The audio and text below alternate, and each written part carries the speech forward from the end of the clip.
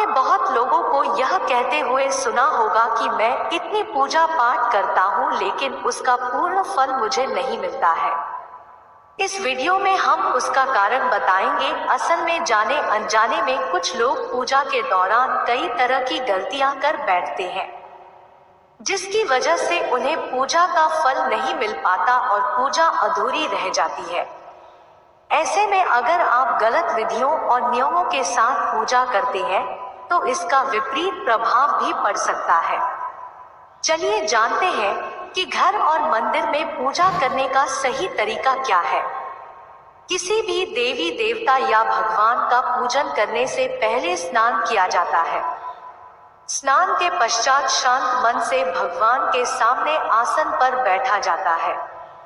पूजा कभी भी खड़े होकर नहीं करनी चाहिए और ना ही खाली फर्श पर बैठकर पूजा करनी चाहिए।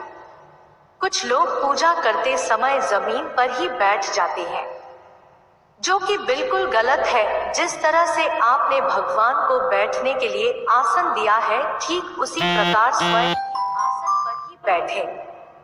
शास्त्रों में कंबल और कुश के आसन को पूजा के लिए शुद्ध माना गया है।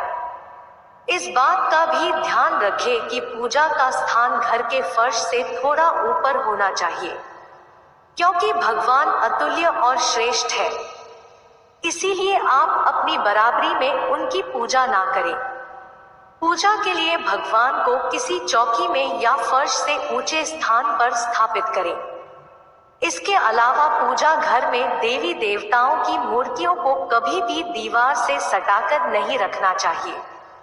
पूजन करते समय आपका मुंह उत्तर या पूर्व की दिशा में ही होना चाहिए। घर या किसी भी मंदिर में पूजा संपन्न करने के बाद भगवान से अपनी भूल के लिए उनके समक्ष क्षमा याचना जरूर कर लेनी चाहिए। इससे परमात्मा आपके द्वारा जाने अनजाने में की गई गलतियों को क्षमा करते हुए आशीर्वाद देते हैं। पूजा घर हमेशा घर के ईशान कोण में ही रखना चाहिए। पूजा घर में किसी एक देवी देवता की मूर्ति एक से ज्यादा नहीं होनी चाहिए। घर के मंदिर में किसी भी भगवान की मूर्ति 9 इंच 22 सेंटीमीटर से छोटी होनी चाहिए। इससे बड़ी प्रतिमा घर में रखना शुभ नहीं होता। बड़ी प्रतिमा को मंदिर में रखना चाहिए। अपने बेडरूम में कभी भी पूजा घर स्थापित नहीं करना चाहिए और रात्रि के समय अपने पूजा घर को पर्दे से ढक कर रखें। पूजा घर में काम में आने वाली सभी चीजों जैसे शंख, घंटी, प्रसाद के बर्तन, दीपक, शिवलिंग, जनेऊ और भगवान शालिग्राम को साफ सुथरे कपड़े के ऊपर रखना चाहिए। ऐसे नहीं करने पर हर रोज पूजा करने के बाद भी आपको उसका उचित फल नहीं मिल पाता। 4. शास्त्रों में उल्लेख है कि घर या मंदिर कहीं पर भी यदि आप सूर्यास्त के बाद रात के समय पूजा करते हैं तो इस समय ना तो शंख बजाना चाहिए और ना ही घंटी बजानी चाहिए। ऐसा माना जाता है कि सूर्यास्त के बाद देवी देवता शयन के लिए चले जाते हैं और ऐसे में उन्हें जगाना सही नहीं। इसलिए इस बात का सदैव ध्यान रखें कि सूर्यास्त के बाद घंटी और शंख ना बजाएं।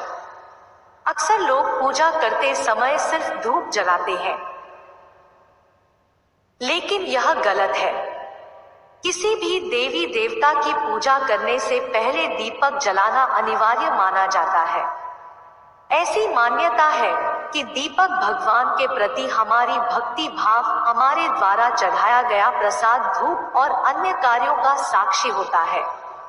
अगर आप पूजा करने से पहले दीपक नहीं जलाते हैं तो भगवान तक आपकी प्रार्थना नहीं पहुंचती है।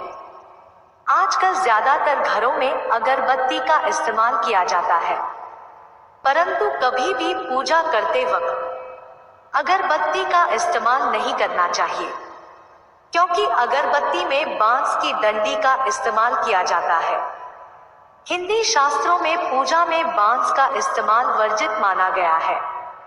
इसीलिए हमेशा पूजा में दीपक का इस्तेमाल करना चाहिए। अपने मंदिर या पूजा घर में कभी नग्न मूर्तियां ना रखें। देवताओं के लिए वस्त्र सिलकर पहनाएं। आजकल बाजार में भी देवी देवताओं के वस्त्र उपलब्ध होते हैं, आप चाहे तो बाजार से ला सकते हैं। हमेशा देवता की पसंद के अनुसार या फिर शुभता को ध्यान में रखते हुए ही वस्त्र धारण करवाना चाहिए। सूर्य, गणेश, दुर्गा, शिव और विष्णु यह पंचदेव कहलाते हैं। इनकी पूजा सभी कार्यों में अनिवार्य रूप से की जाती है। प्रतिदिन पूजन करते समय इन पंच देवों का ध्यान अवश्य करना चाहिए। इससे माता लक्ष्मी की कृपा और समृद्धि प्राप्त होती है। आप चाहे किसी भी देवी देवता का पूजन कर रहे हो, लेकिन सर्वप्रथम हमेशा भगवान गणेश को ही प्रणाम किया जाता है।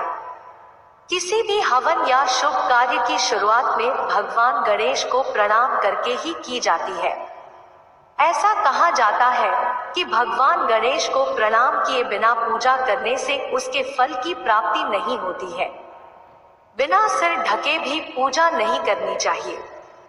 मान्यता है कि बिना सिर ढके पूजा करने से इसका पूर्ण फल प्राप्त नहीं होता है। पूजा के दौरान सिर ढकना भगवान के प्रति श्रद्धा भाव को दर्शाता है। पूजा के दौरान सिर ढकने के धार्मिक कारक के साथ वैज्ञानिक कारण भी बताए गए हैं। इसीलिए स्त्री हो या पुरुष पूजा के दौरान सिर जरूर ढके।